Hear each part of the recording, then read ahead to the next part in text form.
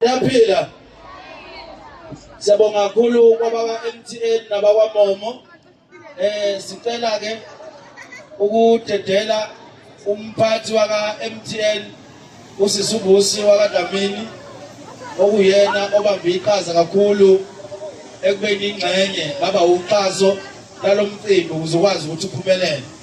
Ngoba sasishilo ukuthi ke njengoba abanye abantu befike la khona abantu abazobuyela emumva sebehamba ngemoto. So le moto lapha emumva erephiwe manibuka lapha emumva sekukhona ke umuntu ke osehlabanile ke ngayo. Sizomemezela ke lo muntu kodwa kuqhubeke nihlale isaningi imali yaka MTN kufuneka abantu belode beyiwine. Lode niya lapha emumva nodlala icompetition. Sidedele uSisubusi wakaDlamini. Hello. MTN masingela sithi hello. Sesifikile ke leso sikhathi lesithembisile ukuthi khona umuntu namhlanje uzobe ehamba eyiwinele imoto entshantsha. Angazi ke noma nonke senitholile ithuba lokuthi niye lapha ekhoneni ka MTN niyofaka imali lapha kuMomo ukuze niwine imoto. So ake ngithathe through process ukuthi omunye wenu ongathalandele ziningi ke lezi imoto guys eyiwinwayo akuyona le kuphela. Ongenzeka ukuthi after this mhlawumbe usuhamba usuphelile umcimbi uphinde ubizwe kuthiwa uzoyilanda ungasayilandanga la usuyilanda kwenye indawo. But ithuba lakho linamhlanje lokuthi uhambe uye lapha kaMomo. Mawufika ke lapha ufika uregister download uMomo. iMomo is an application yaka MTN uMomo ofika uyifake efonini yakho. Once waye downloada leyo application uzobe usuyaregister ngokugcwele as a Momo customer. Uma uqeda ukwenza kanjalo uzobe usuwenza into esithi i-transaction.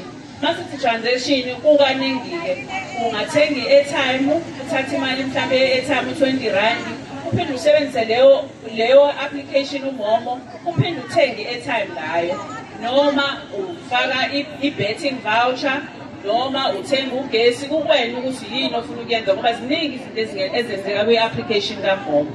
Once ke wayenza kanjalo usukwazi ukuthi usungathola ithuba lokuthi udlale ikunikeza ama-plays awu-2 ongenzeka ukuthi uwina imali kwenzeka ukuthi futhi uhamba nemoto kwenzeke futhi kuthiwa no dlala kabusha futhi uphinde uthole elinye ithuba. So ngiyanxusa ke nokho ukuthi niye lapha niyokwenza njalo nangu kusisi la usewinile. Ngiyathemba ukuthi niyalandela. Igama lewina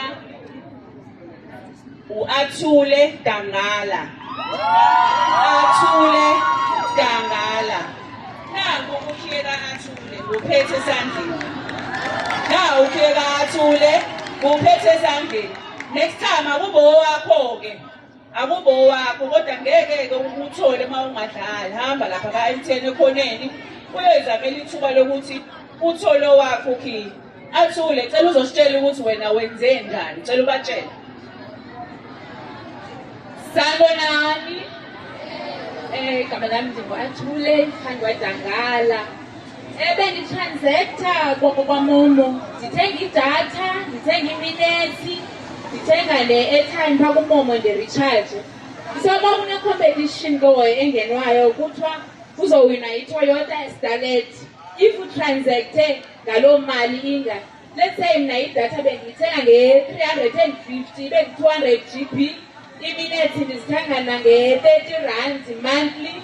So ngenda wina ke wona ndafumana SMS etshoyo uba ndiyi-third winner yeStarleta Toyota 1.5 XI.